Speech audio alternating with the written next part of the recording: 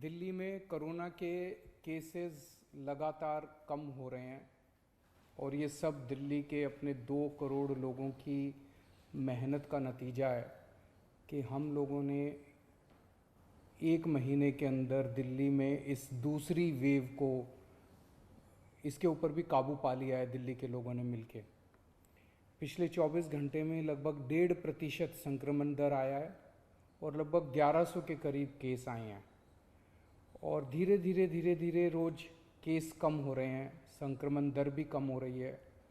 अस्पतालों के अंदर अब बेड मिलने में किसी तरह की कोई दिक्कत नहीं है। आईसीयू बेड भी काफ़ी खाली हो गए हैं, ऑक्सीजन बेड्स भी काफ़ी खाली हो गए हैं। जितने हम लोगों ने ये केंद्र खोले थे, कोविड सेंटर खोले थे, उसमें भी अब बेड काफ़ी अवेलेबल हैं। तो ये समय है अब धीरे धीरे अनलॉकिंग करने का। कहीं ऐसा ना हो कि लोग कोरोना से तो बच जाएं लेकिन भूखमरी से लोग मर जाएं।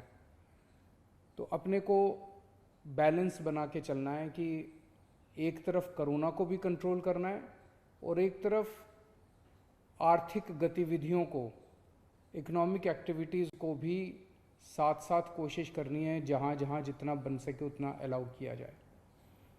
तो सोमवार को सुबह 5 बजे तक ये वाला लॉकडाउन है। आज एलजी साहब की अध्यक्षता में डीडीएमए की मीटिंग हुई, दिल्ली डिज़ास्टर मैनेजमेंट अथॉरिटी की, और उसमें कुछ निर्णय लिए गए हैं लॉकडाउन खोलने के लिए।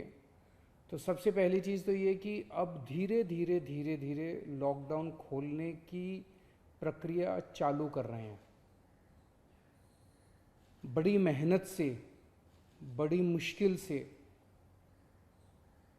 कोरोना काबू में आया है अभी, लेकिन पूरी लड़ाई जीती नहीं है। तो इसीलिए जो अभी तक अपने को फ़ायदा हुआ पिछले 1 महीने के लॉकडाउन का, ऐसा ना हो कि अगर एकदम से खोल देंगे तो उसका नुकसान हो जाए। तो इसीलिए सबका ये मानना है, एक्सपर्ट्स का, कि इसको धीरे धीरे खोला जाए। खोलने में सबसे पहले अपने को उन लोगों का ख्याल रखना है जो समाज का सबसे गरीब तबका है, मजदूर हैं, दिहाड़ी मजदूर हैं, प्रवासी मजदूर हैं। अपने दिल्ली में उत्तर प्रदेश से, बिहार से, आसपास के और राज्यों से दिल्ली आते हैं आजीविका कमाने के लिए, दिहाड़ी के ऊपर काम करते हैं और बहुत ही मुश्किल परिस्थितियों के अंदर जीते हैं। ऐसे मजदूर सबसे ज़्यादा अपने को कंस्ट्रक्शन एक्टिविटीज़ में और फैक्ट्रियों में काम करने वाले मिलते हैं। तो आज इन 2 चीज़ों को मीटिंग में ये तय किया गया कि इन 2 गतिविधियों को सोमवार को सुबह से खोला जाएगा। जब 5 बजे ये वाला लॉकडाउन ख़त्म होगा तो अगले 1 हफ्ते के लिए इन 2 गतिविधियों को खोला जा रहा है, कंस्ट्रक्शन एक्टिविटीज़ को और फैक्ट्रीज़ को। सब्सक्राइब बटन पे क्लिक करिए ऐसी ताज़ा जानकारियों के लिए।